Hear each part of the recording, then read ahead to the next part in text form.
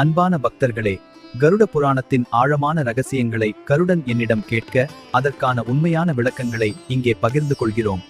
பகவான், யமலோகத்திற்கு செல்லும் வழி எப்படிப்பட்டது? கருடா, மனிதன் மரணித்தவுடன் அவன் ஆன்மா கர்மத்திற்கு ஏற்ப யமதூதர்களால் அழைத்து செல்லப்படுகிறது.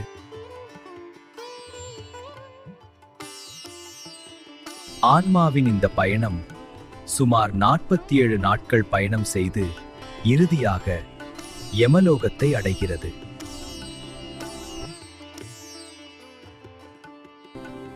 பிரபோ, மரணித்த பிறகு ஆன்மா யமலோகத்தை நோக்கி பயணம் செய்கிறது என்று நீங்கள் கூறினீர்கள். ஆனால் அந்த யமலோகத்திற்கு செல்லும் வழி எப்படிப்பட்டது? கருடா, மரணத்திற்கு பின் ஆன்மா செல்லும் பாதை எளிதானது அல்ல.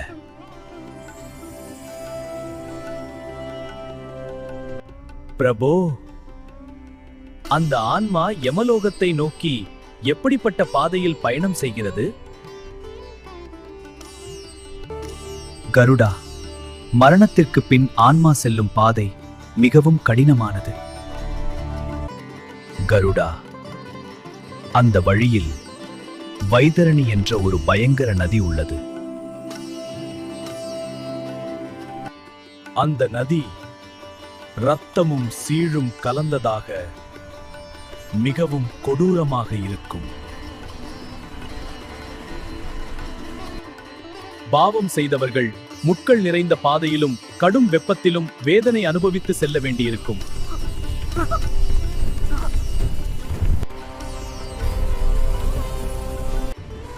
ஒவ்வொரு அடியும் அவர்களுக்கு துன்பமாக இருக்கும். கருடா,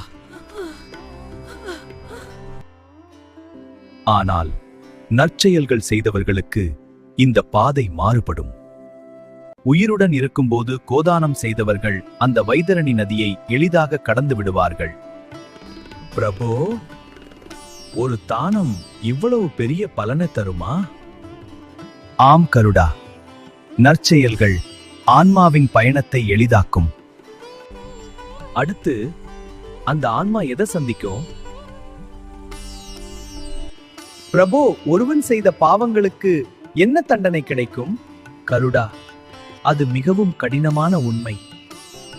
அதை அடுத்த பகுதியில் அறிந்து கொள்வோம்.